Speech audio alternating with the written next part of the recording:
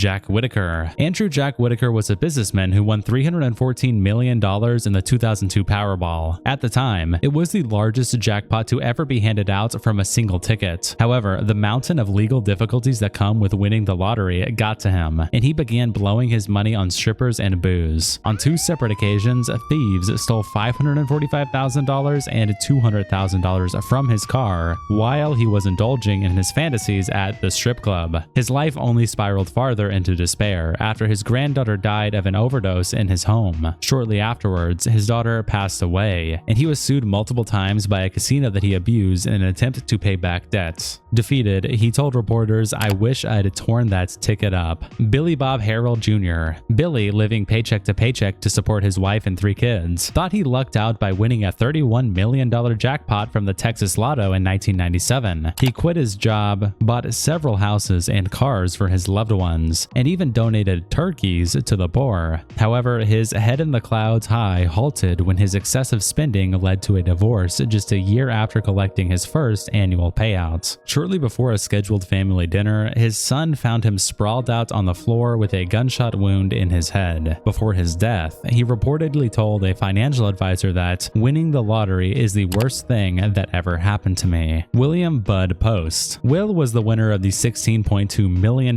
jackpot from the 1998 Pennsylvania lottery. Immediately after collecting his lump sum, he burned it all on purchases that he was ridiculously unqualified for, such as a used car lot, a lease for a restaurant, and an airplane, despite not having a pilot's license. In just 3 months, he was $500,000 in debt and chose to plunge even farther into financial hell by buying a $395,000 mansion. A year later, in an attempt to collect inheritance from Bud's lottery winnings, his brother hired a hitman to murder him and his wife. The hit failed and his brother was arrested, but Bud's life only went downhill from there. Before dying of respiratory failure in 2006, he survived on food stamps and a small monthly stipend from the government. Evelyn Adams. Evelyn won the New Jersey lottery once in 1985 and once in 1986, making her the first person to ever win multiple million-dollar jackpots, beating 1 in 15 trillion odds. Her combined winnings were around $5.5 million. She used her newfound wealth to fund her daughter's college tuition, purchase several lavish gifts, and buy a new car for herself. She faced overwhelming publicity after her win and said she felt her sense of privacy had vanished entirely. Several friends and family grew to resent her for her logic-defying luck, and the pressure caught up to her. She gave away substantial portions of her winnings and then gambled away the rest, and lives penniless in a trailer park to this day. Urooj Khan. Khan, after winning $1 million from a scratch-off ticket, chose the lump sum option and waited patiently for his check from the state. The next day, however, he was found dead in his bedroom. Initially, his death was determined to be of natural causes, but a relative pressed for an autopsy a month later. A chemical test was conducted and it was found that he had ingested a lethal dose of cyanide, a poison that can kill a person in minutes. Naturally, the police determined the cause of death to be homicide, but any leads on this mysterious case are few and far between, and whether or not it was a predetermined murder may never be known. Lara Griffiths. Lara and her husband Roger won a $2.7 million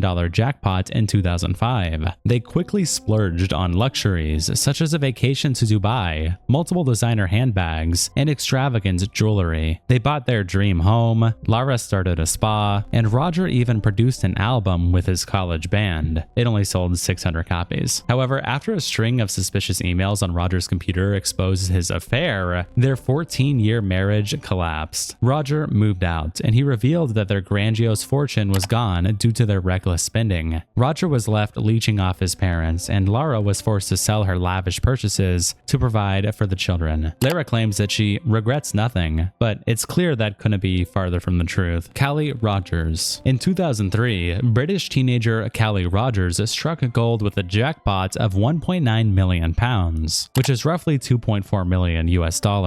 With her earnings, she purchased 4 homes, several expensive cars, thousands of pounds of designer clothing, and a breast enhancement. Unfortunately, it wasn't all sunshine and rainbows, and her life quickly took a plunge. Everyone around her only cared about her for her money, and she reportedly attempted twice due to the pressure. Hardly any time had passed until her winnings were completely exhausted, and she returned to a life of poverty, working 3 cleaning jobs and living with her mother to make ends meet. She said to the press, "Winning the lottery has brought me nothing but unhappiness. It's ruined my life." Tonda Lynn Dickerson. Tonda, who was a waitress at the time, after being tipped with a lottery ticket, realized her life was about to change after the numbers were drawn. She took the $10 million she won in 30 annual payments, and her co-workers were ecstatic because they had collectively promised to split the earnings of any lottery wins. She didn't follow through though, and they sued her in retaliation, but she was able to keep the entire amount to herself after the case fell through. However, her life took a dark turn after her ex-husband kidnapped her and threatened her with a handgun for the cash. She managed to grab his gun and shoot him in the chest, nearly killing him. Then, after a string of poor financial decisions, she was forced to pay over $1 million worth of extra taxes to the IRS, and now will face legal troubles for the rest of her life. Michael Carroll. Boasting an electronic offenders tag, 19-year-old Michael Carroll collected his £9.7 million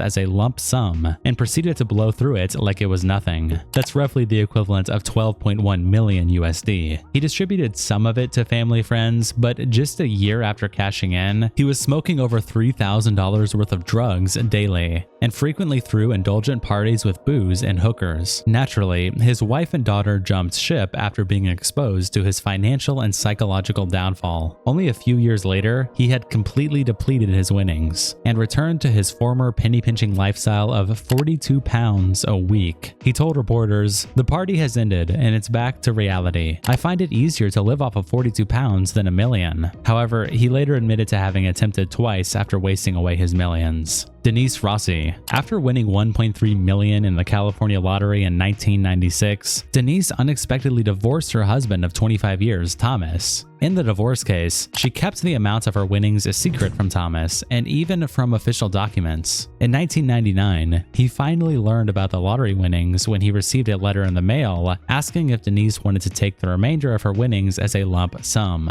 After the court concluded that this concealment of her prize was a clear case of fraud, it was ruled that the entire amount was to be awarded to him instead. Had Denise been honest, they could have arrived at an amicable solution, but the judge of the case, quote, got mad and gave it all to him. Jay Sommers. Jay Sommers was 20 when he won a $5.8 million lottery jackpot in Michigan in 1988. With his first annual $290,000 payment, he bought not 1 but 5 race cars. He realized this reckless spending would get him nowhere and requested the help of a business-minded friend of his. He allowed him to manage his lottery winnings for the next decade. But a couple years later, after the money was completely frittered away, he realized that his friend had completely screwed him over. He sued his former friend and won the case, but was forced to take a pizza delivery job to get by. He said that people recognized me, and it was humiliating. Nowadays, he's an aspiring NASCAR driver, but told the press, "I'm still bitter and I'll be bitter the rest of my life. I think I'd be farther along today if I had never won." Viv Nicholson. Viv Nicholson was a British woman who became famous after winning the lottery in 1961. She told the media that she would spin the 152,319 pounds, equivalent to 5.3 million USD today, earned by her husband in football pools. They purchased several expensive sports cars, fur coats, unnecessary home appliances, jewelry, and holiday trips. Naturally, their bank accounts were emptied within a few years. According to her, the psychological effects of the money that her husband had won had consumed her life, and she admitted that her spending was akin to a drug addiction. She attempted to restore her wealth and her dignity by recording a song titled "Spend, Spend, Spend" and singing it in strip clubs. Despite her valiant efforts, she remained virtually penniless until suffering from a fatal stroke in 2015.